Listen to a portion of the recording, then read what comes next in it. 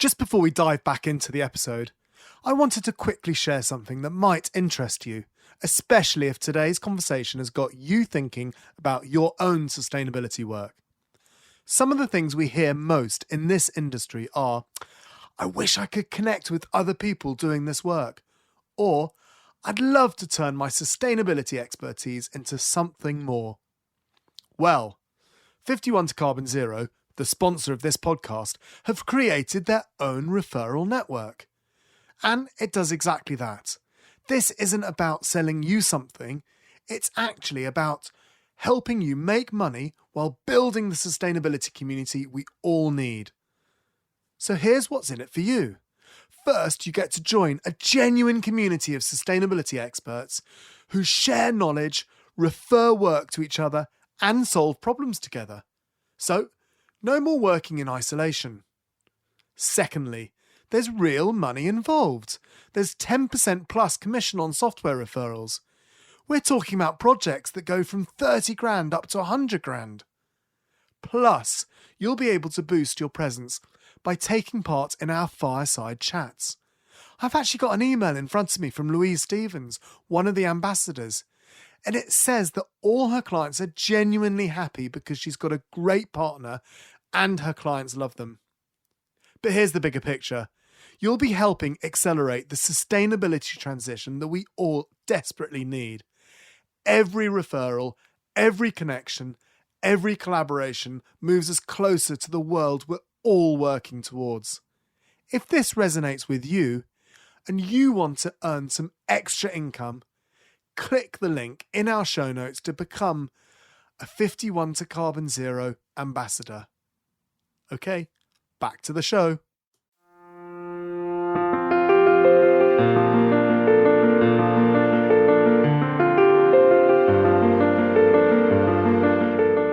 Hi and welcome to Sustainability Solved, the Sustainable Business Podcast. I'm Will Richardson, the founder and CEO of the Green Element Group, incorporating Green Element, Compare Your Footprint, and of course, Sustainability Solved. We've been empowering organisations to manage their environmental impacts for a just and sustainable world since 2004. And I'm Charlie Luxton. I'm an architectural designer and I focus on sustainable buildings. This is our first podcast of 2024. Happy New Year, Charlie. Happy New Year, Will. I hope you had a good Christmas. Yeah, it was good, actually. It was very nice. It was very nice indeed. What did you get up to?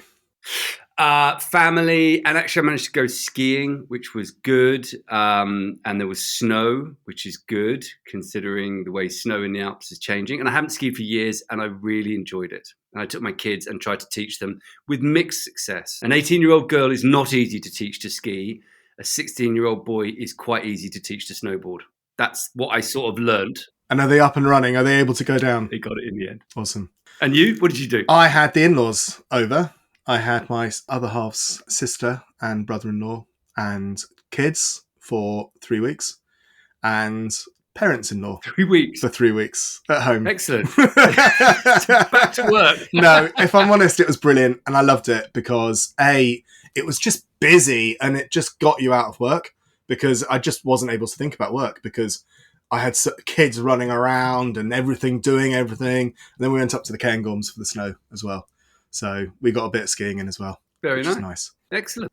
So this is our first podcast of 24. We thought we'd start the year by talking about some of the big things that are coming up for sustainability in the next 12 months and also do a proper, slightly overdue welcome to you, Charlie.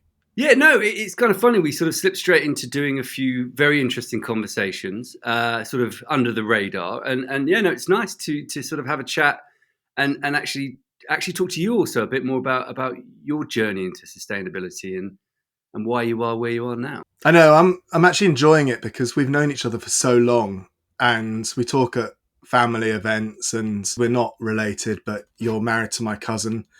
And I think you and I are the only no, I can't say sustainable people, but people who work in sustainability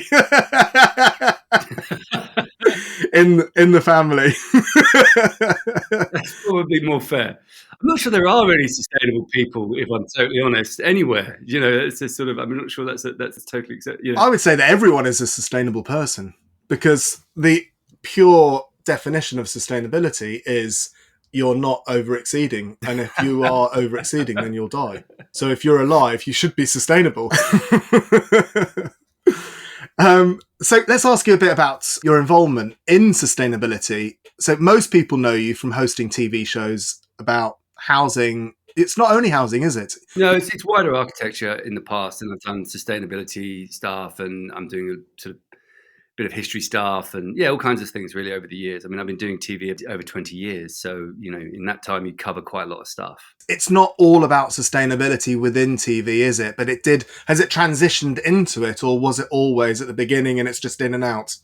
So my journey into sustainability is one that starts probably when I was about 17, 18, and I was quite interested in alternative issues. Well, actually, I think if it goes right back, I grew up in Australia until I was 9. And I remember this big thing kicking off about logging the virgin rainforest of northern New South Wales when I was a kid.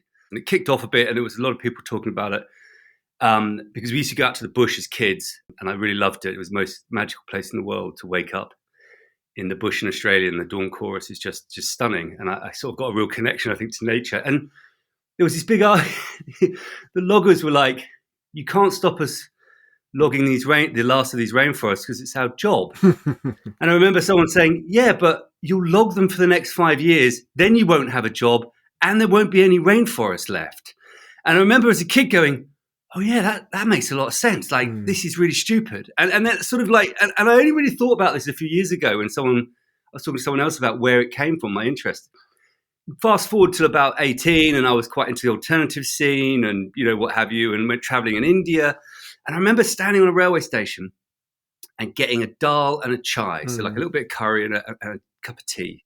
And the tea came in a sun-baked mud cup, and the dal came in a pressed piece of banana leaf with a little wooden thing. And everyone ate their dal and drank their tea. Had to drink the tea quite quickly because the cup would start dissolving if you hung around too long. But, it was only mud. It was fine. And then I looked around at what to do with this waste material, and everyone just threw it on the railway track, and a cow sort of wandered by and ate the leaf, and the mud, the cap just went back into the mud. And I remember just looking at it going, oh my God, you can do more with less. And it was like in a kind of an epiphany moment of, I mean, I've never liked waste, and just this idea of doing more with less. And then went into architecture and got really involved in sustainable architecture. And then it kind of spun forward into, that's what I was really interested in my degree. And then went and worked in Ethiopia in ecotourism for 8-9 months in a bird sanctuary, trying to protect a last bit of rainforest or montane rainforest in the upper reaches of the Rift Valley. And sort of came back and then went to do a master's and stumbled into television, which was kind of weird. I didn't want to be on TV. I was making films with a friend as a production designer. And there was a notice on the notice board at the Royal College of Art where I was doing my master's, and it said, we're looking for a TV presenter. And I was like, I don't want to be on TV, but I want to see what a production company looks like. Right. So I went down for the screen test thinking, great, I'll see what a production company looks like. Went away, forgot all about it, and then got a phone call saying, right, you got the series. And I'm like, oh no, I've got to finish my master's and do this series. And before I knew it, so this is like the 8th of January, year 2000, I was there in a Paul Smith suit outside the Jim Sterling Institute of Engineering in Leicester University. And they just gave me a piece of paper and said, right, go on then. What are you going to say? Right, there's no train. It's a bit of a script, but what are you going to say? And I just started talking, and that was it. And interestingly, like in those early days, did manage to get some sustainability into TV. But what I've done over 20 years is every time I try and talk about a building or a project, I try and talk about the sustainability as an underlayer to it. As that's a given, and I think that's really important, certainly around architecture, is that we talk about. It's like the thing needs to stand up, right? Yeah. The thing needs to keep out the rain. The thing should keep you warm.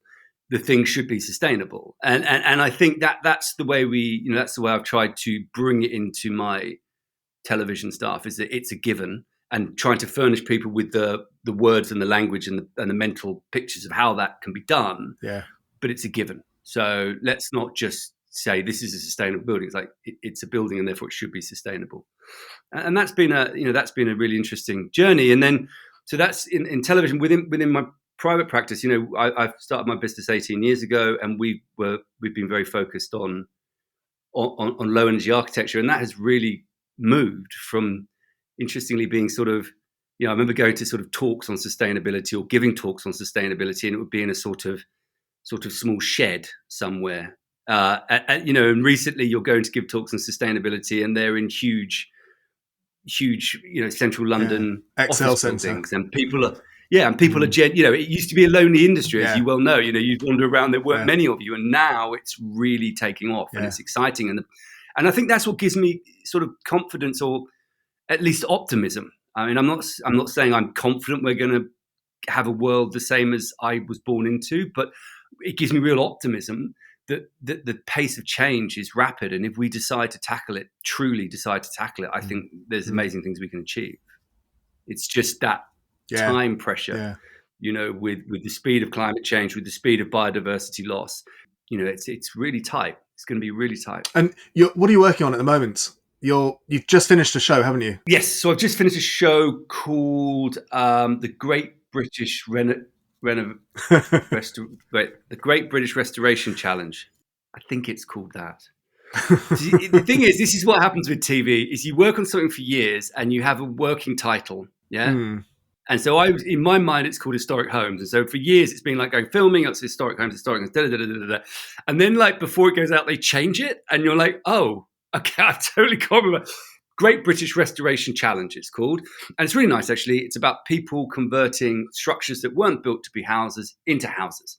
Oh, right. And this series is a brilliant one. He's my new hero, a guy called Eddie Butterworth, and he restores shepherd huts.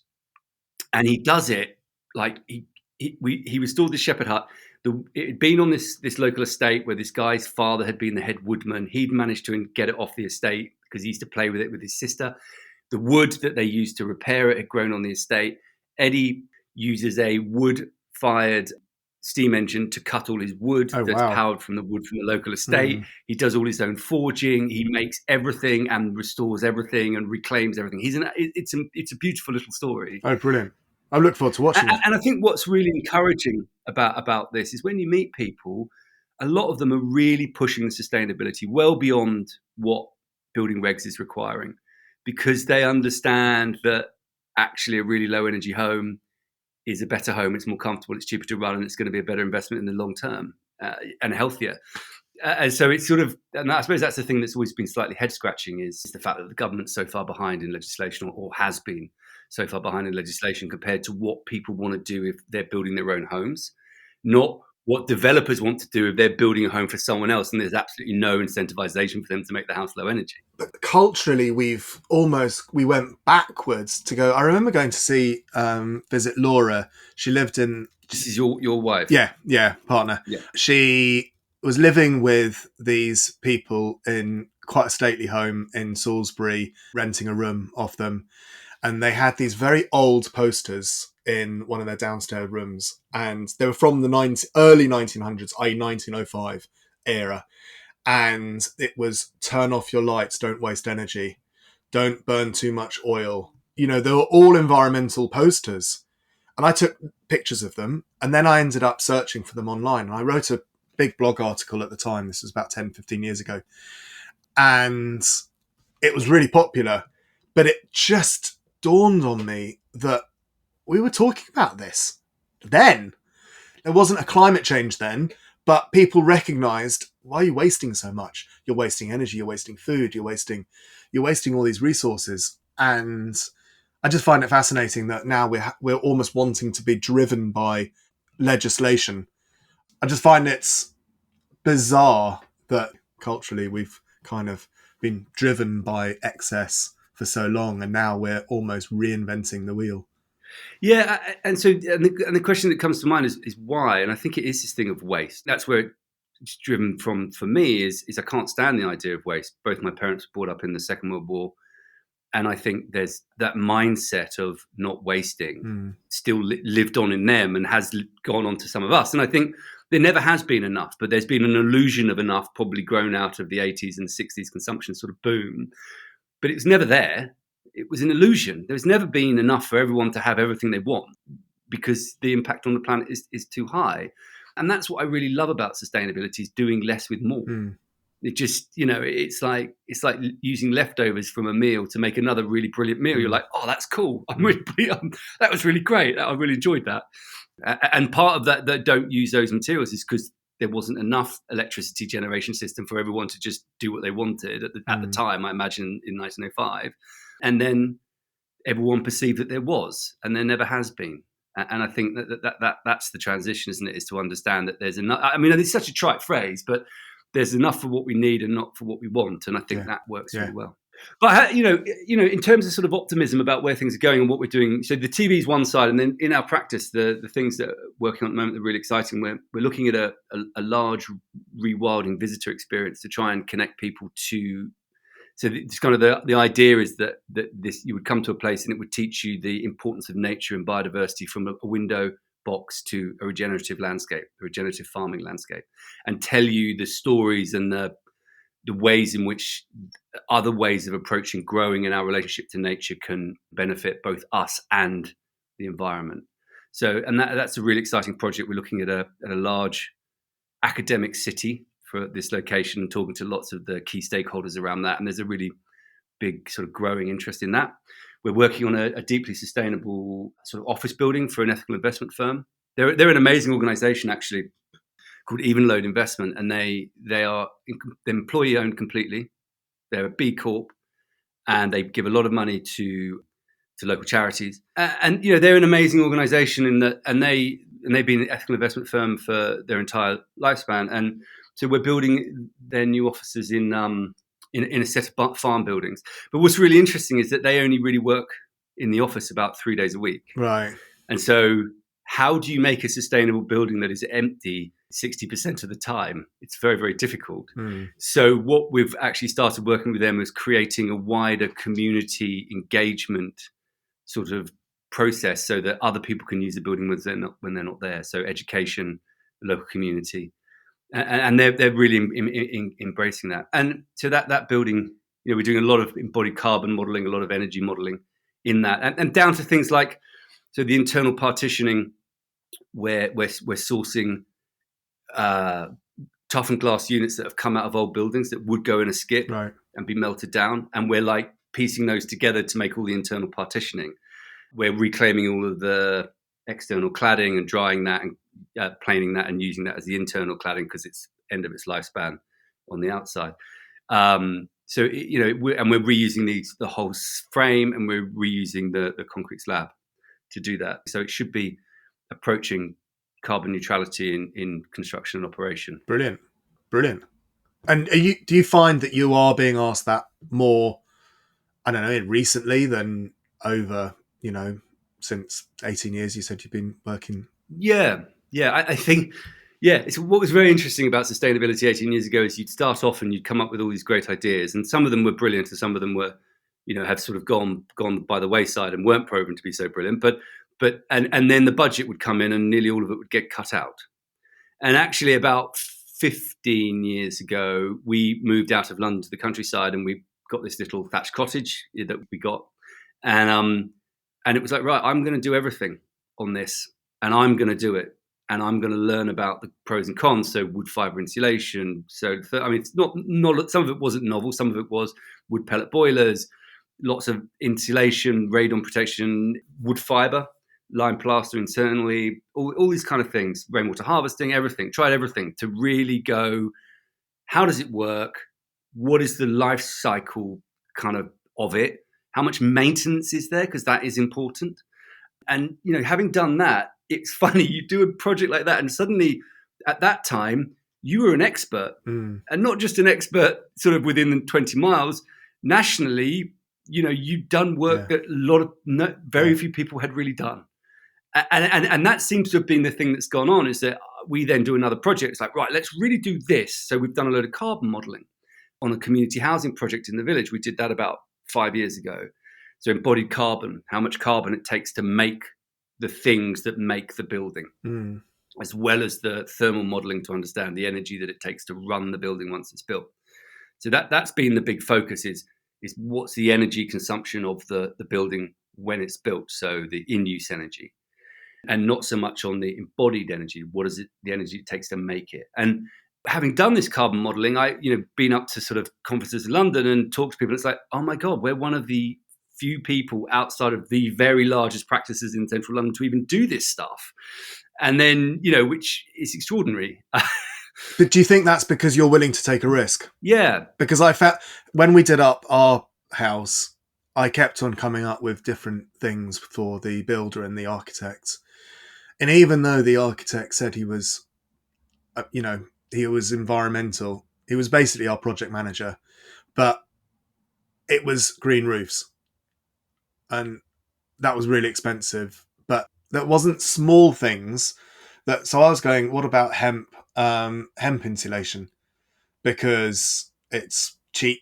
I know it's a bit more expensive, but it's also longer lasting. And there were other things that I had kind of read about, but they didn't want to do it.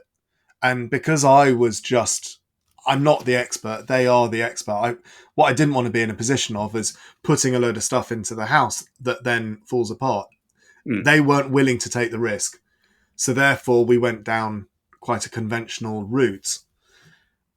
Yeah. I mean, I think architects have been quite conventional because they're specifying so many different things.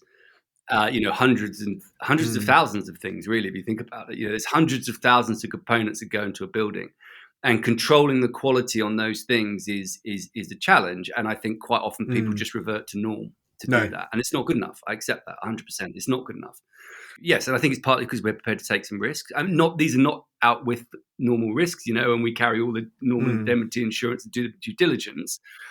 Actually, I think it is that we're willing to do the extra work that it takes to work out if something's going to function as the way you want it. Yeah, and that's that the point. Sense. Is that to try something new, you need to do a lot more effort to work out how it's going to work and then enact it. And a lot of the time we've done that on my own projects. So I've used my own projects over the years as test cases for things, because it's like I'll take the risk on myself. I don't want to take it on a client, but I'll take it on myself and then I'll roll it out. And so, for example, we built our office 2 years ago, and we worked, with an old tin, metal framed shed, and we reused the concrete slab by leveling screed and a bit of local repairs. We used the steel frame by just moving bits of steel around to stiffen it. Had to buy about 4 bits of steel to stiffen the frame out.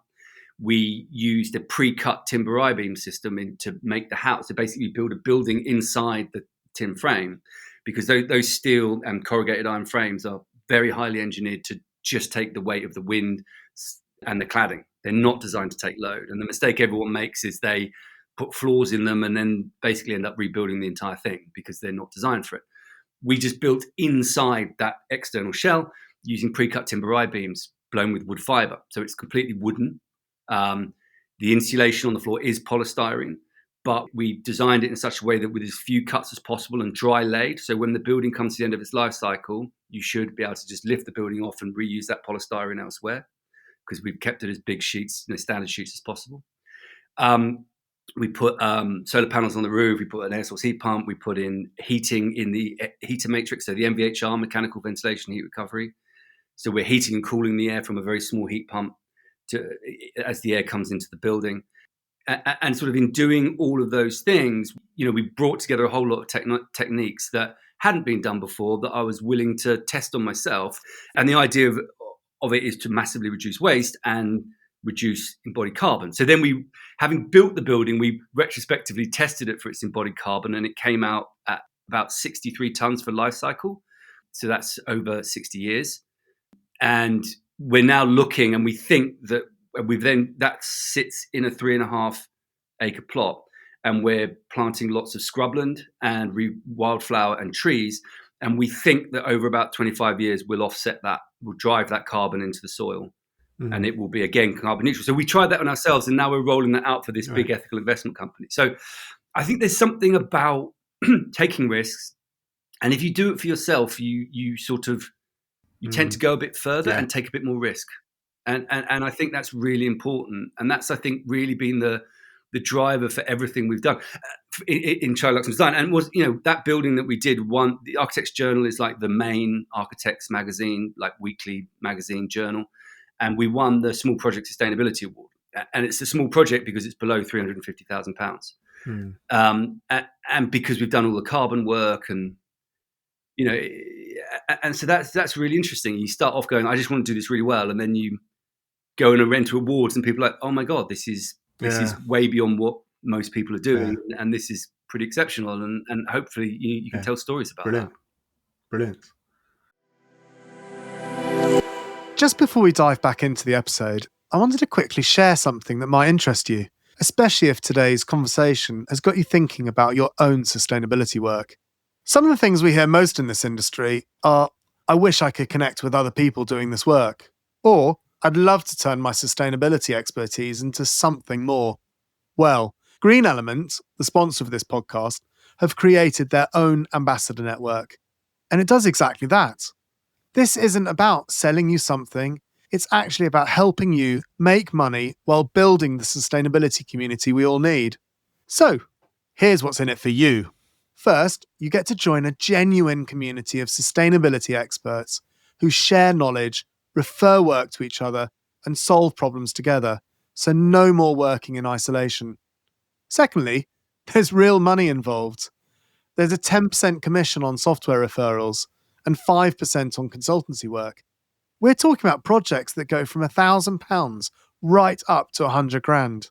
Plus, you'll be able to boost your presence by taking part in our fireside chats. I've actually got an email in front of me from Louise Stevens, one of the ambassadors, and it says that all her clients are genuinely happy because she's got a great partner and her clients love them. But here's the bigger picture. You'll be helping accelerate the sustainability transition that we desperately need. Every referral, every connection, every collaboration moves us closer to the world we're all working towards. If this resonates with you and you want to earn some extra income, click the link in our show notes to apply to become a Green Element ambassador. Okay, back to the show. And what about you? Tell me, why are you Green Element and Sustainability Solved and Compare Your Footprint? What is that journey? So it's funny, I think very similar to you, a very common theme through early childhood, picking up litter on Wimbledon Common with my gran.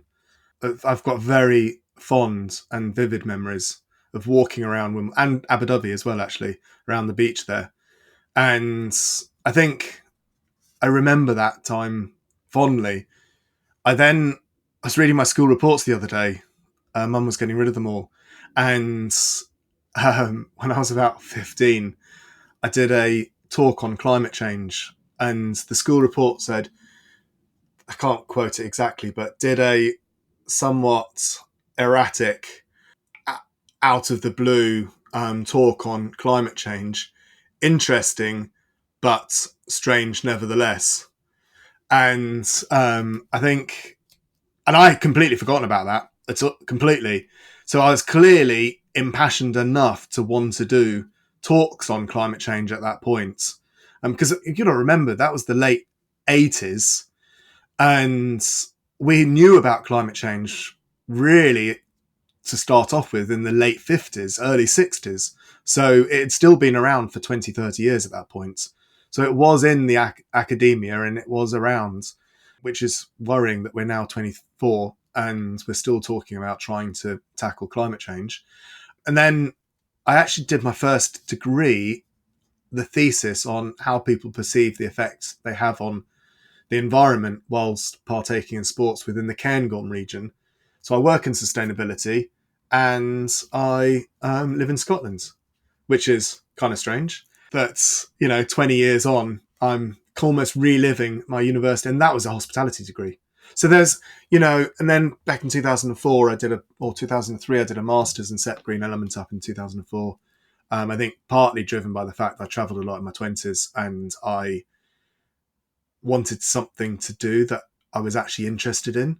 I think I was a bit lost. I was a bit I had been a wine merchant, I'd been a travel agent, but I needed to get my teeth into something that actually interested me, I think. And also something you believed in? Yeah, totally. Ultimately? Yeah. I was never going to be someone that just did a job because I thought it was a job.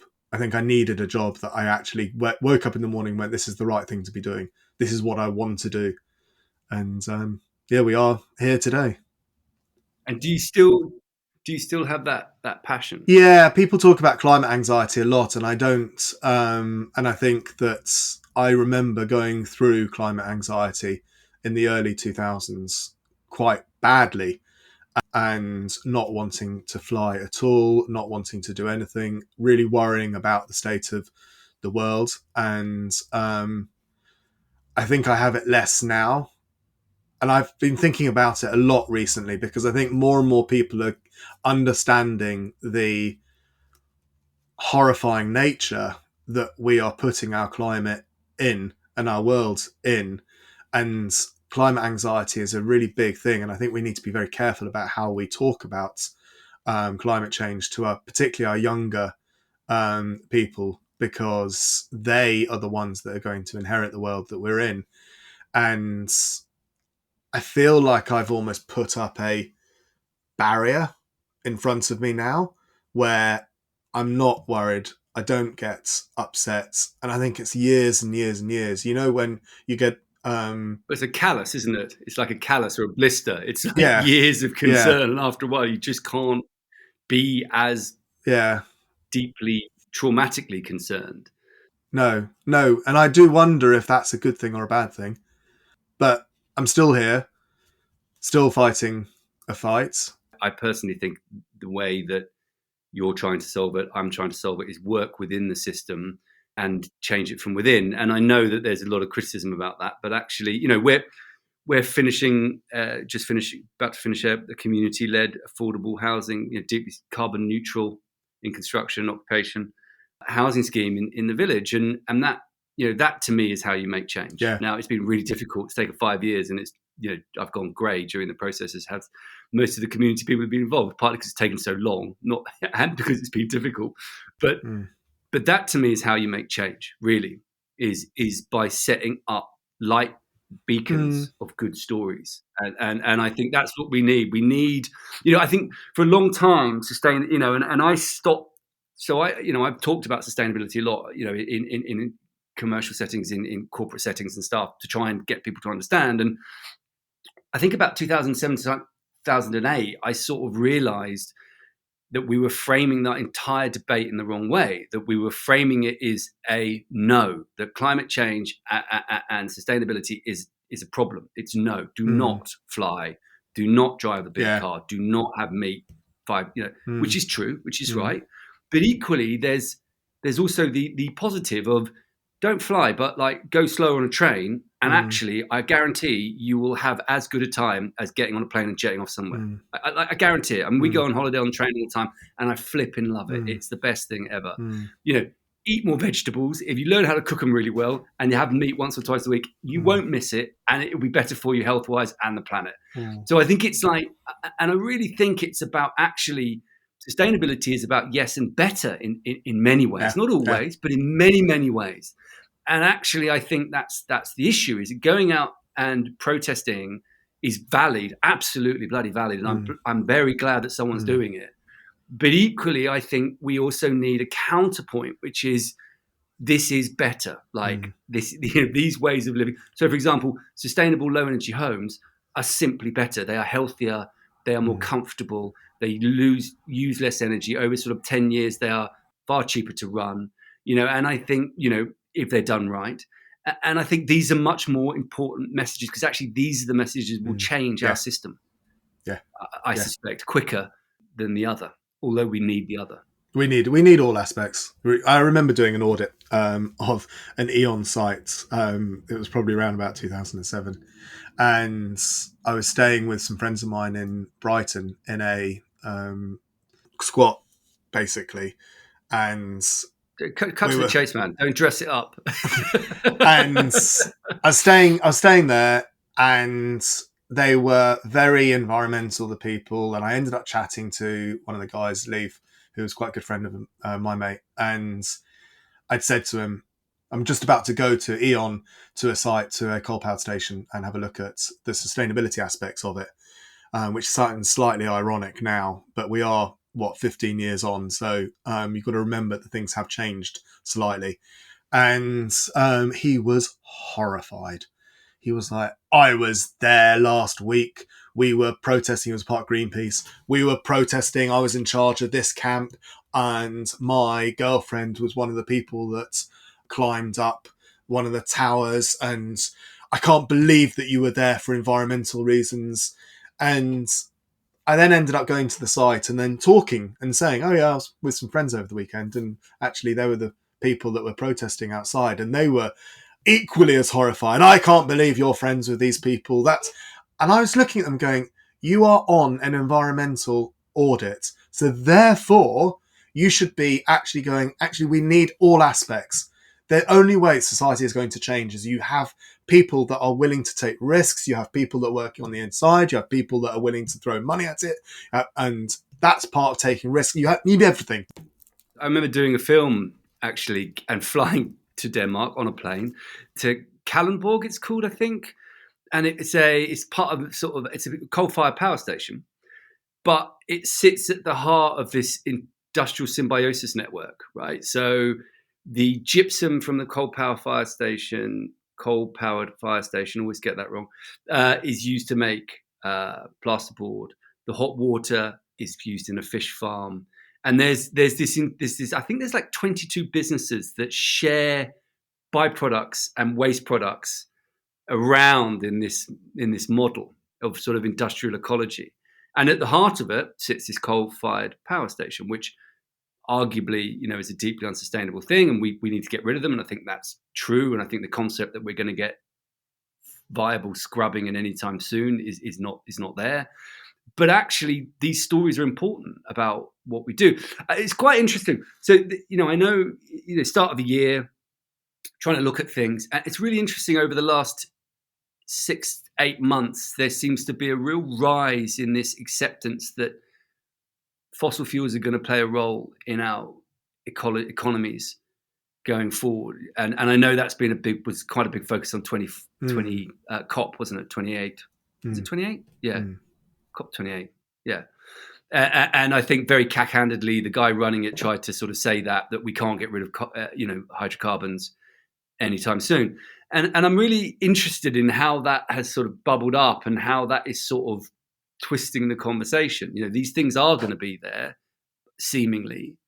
And I wonder what your take on that is, this kind of new understanding. I know that's the government's sort of argument about the big new Rosebank oil field. I think it's a load of this is going bollocks, to be honest with you. I think that we've just... What's lovely about finishing a year is you can look back at the last year. We used less fossil fuels last year in the UK than we've ever used before. We really are on a trajectory to not using fossil fuels at all. So I think the government what they're not doing is actually looking at the actual usage. They're looking at their pockets and looking at how much money they can earn from fossil fuel companies giving them donations. But what they're not doing is actually thinking about the country and thinking about what we are actually able to use and what we can do. There's a great app that I've got on my phone called it shows you the exact carbon intensity of the grid. Yeah, exactly. Yeah. Exactly. It's brilliant. I look at that. Most geeks have got it. I use it to work out when to charge my car if I don't have solar working. I it's a windy day, I'll charge it up. And it just surprises me that, and this is what worries me, we're just about to go into 24, which is the biggest year for politics that we've ever had. And we've just had Republic of Congo. We're just about to have the Taiwanese election. We have Bangladesh, Brazil, India, Indonesia. The list goes on. The UK maybe this year. Yeah. The latest it's going to be. No, it doesn't. No, the latest is January the 15th in 25.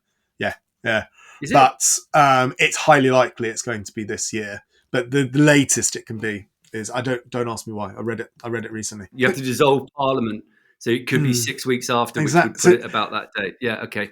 Going back to your question about that, it's going to be very interesting to see what goes on in these countries from a sustainability point of view, because I do fundamentally believe that culture and people are way ahead of politicians in this space. I did believe that, but I think 2023 is sort of slightly. I think there's been an unwinding. I think you've seen it in this country, and I think what Rishi Sunak did was opportunistic and destructive and vandalistic. His sort of breaking down of the kind of compact between the various political parties that we were pushing towards carbon neutrality, or zero carbon 2050, and that was sort of like a sacred cow, and he has taken that and put that back in the political arena, which I think is so destructive. He will never know, and I despise him for it, because it was a cheap grab at some votes, basically. You'll see, I think if Trump gets in, we've got real trouble around the sustainability side. And actually, even in Germany, there is starting to be, who have traditionally been, there's been a complete understanding that this is the way it is, this is where we're going. That is starting to be challenged by some of the pushback to policies there. So I worry that the right wing, the right wing press, it is sort of gaining momentum and now seeing sustainability as being back on the agenda as one of the buttons to press. And it deeply worries me for this year. And I think we'll know a lot more at the end of it about where we're going to go and whether we should just keep moving north. I do wonder if it's right wing or populist. I think there's a nuance. I think there's a nuance there, and I think populist. I think populist. Yeah, I think that's a very good point. Listening to political podcasts on this, you realise that actually there are very few really right wing people. They're very populist people that you could class as right wing. Yeah, no, I agree. It's a very interesting intersection. The majority of right wing. The majority of populists tend to operate on the right wing, but they're not mutually exclusive. No, I think it's a really good point, and it is populism.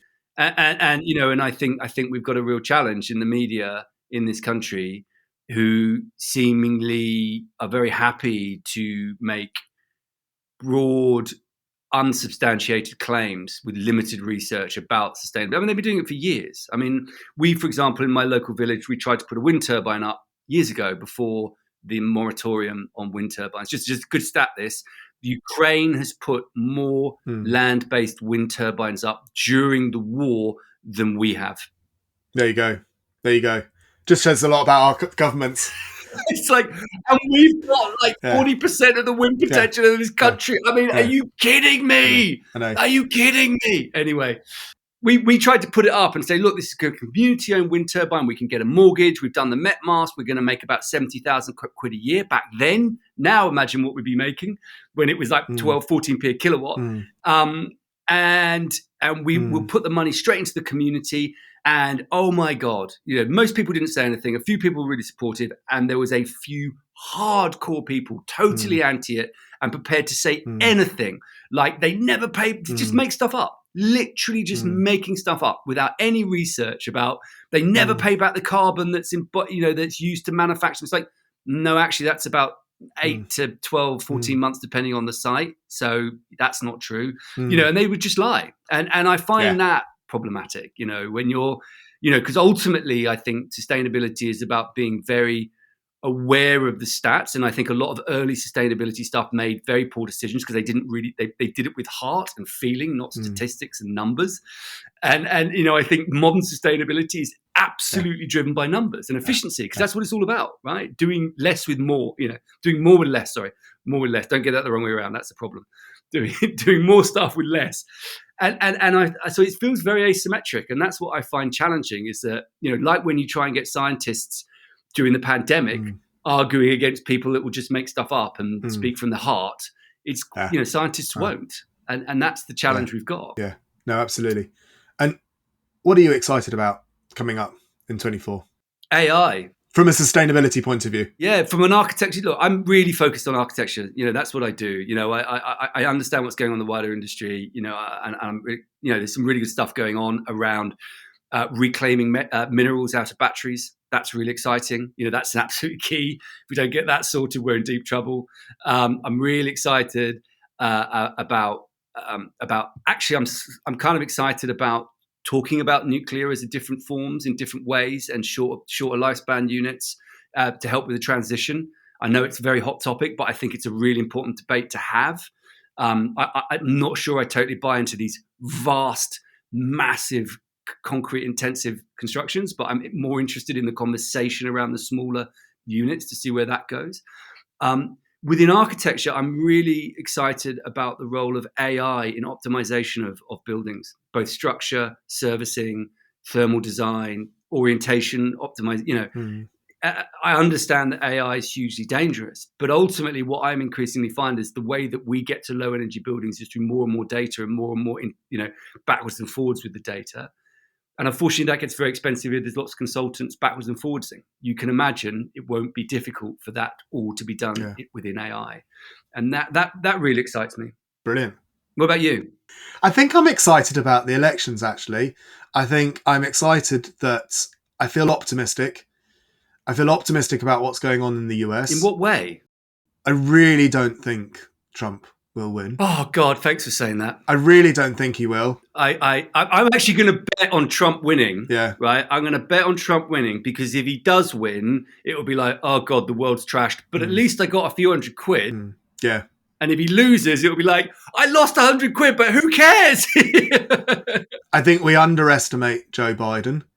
I think people do say he's too old, but yes, I can actually understand why the Democrats are keeping him on, because I think he's got a very good underlying support from the country. I think he's pushed through that bill he pushed through that was the most, and really in inverted commas because people are listening to this on in audio, but in inverted commas, the most environmental or unenvironmental bill.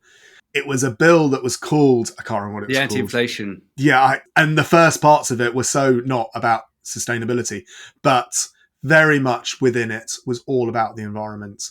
And everyone voted on it. And it has massively changed the US. The US as a country has changed big in the last year and a half from an environmental point of view. So I think that shift is happening. I think that we are caught up in our media suck, and our media want to tell us that Trump's going to win because it sells things. I remember talking to a friend of mine when I first got into this. She was a reporter, bless her, for the police news, so she wasn't a big journalist. But I got quite drunk and had a massive rant at her about why wind turbines weren't a part of our landscape and a part of our energy grid. I blamed the media. This is back in the early 2000s. And she was like, all right. And I went, it's because you as a journalist go, wind turbines don't work. Wind turbines are noisy. Wind turbines kill birds. Wind turbines. And everyone thinks, I'm not sure if that's true. I'll buy that paper because I want to read it.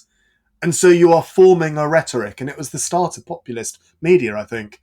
And so... Yeah. Well, that's exactly, anyway, I was going to say that's exactly what happened with Brexit, isn't it? People would say you can't sell bent bananas. And Boris Johnson has admitted he just made stuff up to throw stones through windows. Yeah. He just made stuff up because it would sell papers. And that's what we've got to, I think that is the biggest challenge we've got actually is the media and its lack of long-term commitment to the quality of our society. So from that point of view, you've got a lot of contact with the media. Do you think there's less fact-checking now and it's just a race to get a clickable headline out? What I would say is that I think that there, as I just said, I think that there is a huge issue with the media having a lack of investment in the long-term success of our society in the widest possible terms. And I think, I think having a multinational media is problematic because the focus moves and they move countries. I mean, Murdoch, to be a classic example, moved from Australia to England to America effectively, doesn't seem to mind what trail of destruction they leave behind them. And that really bothers me deeply, actually. And I think the media is actually core to doing. I mean, politically, though, you talk about politically, I am fascinated to see what Labour do going into the election and how how gingerly they will tread. And I kind of understand why they're treading gingerly, but it also fills me with worry that surely there's an open goal. And it was fascinating. They had this 28 billion green fund, which compared to the American 365 billion, right. I think that anti-inflation act is about 365 billion. And they're talking about investing 28 billion pounds. Figures might be wrong, but it's that sort of magnitude. And actually they had independent government. Did you see that independent government report about the investment required per annum to transition towards carbon neutrality? And they said it would be about 28 billion that the government needed to put into it, but it would come back in savings, and it's not. It all comes back. And Labour had basically the same figure. I don't know why, coincidence or not, I don't know. But now they're questioning that. I really, really hope that Keir Starmer and his team have the guts to understand that this needs to happen, and it needs to happen, and it will be better for everybody. Yeah. Well, you've had Chris Skidmore, Alex Sharma, and other Tory MPs now stepping down because they can't stand what the Tories are doing. So that should hopefully help Keir Starmer understand that there is a sentiment out there. And I find it interesting that it's the people that know. It's the people that suddenly have an opinion and were willing to put their actual lives on the line are the people that understand the facts. They go, I've now learned enough to realise, I can't keep on being a politician under a government that don't give a monkeys. Yeah. Well, the problem is you're just hollowing out all of the centrist conservatives have left, which is a problem actually going forward. But anyway, I'm not sure we can solve that. No. But I think the bottom line is, like you, I am slightly dulled to the challenge of sustainability over 20 odd years. Not, I see it, but I can't be as petrified as I used to be. And maybe that's age and what have you. But I'm also I'm sort of optimistic about the things that are going on within our industry, within the architecture and construction industry. Elements of it are really exciting. And I can't wait to get stuck in this year and push the agenda further. That's it for this episode of Sustainability Solved. Next month, we're going to be talking to Ian Pritchett of Greencore Homes. They are a developer company trying to disrupt the way in which new housing is provided in this country. And we're going to be talking to him specifically about planning and its role in sustainable transition. So if you're trying to be more sustainable this year, you can help others to learn about green issues and increase the visibility of this podcast by leaving a quick review in your podcast app. If you're in Apple Podcasts, for example, scroll down to the bottom of the main podcast screen and click on Leave a Review. Thanks for listening. I'm Will Richardson. And I'm Charlie Luxton.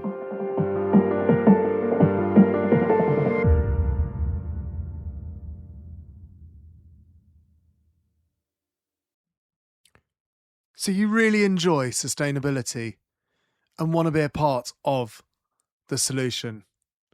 Come and join our vibrant community now. Book a call and we can talk more.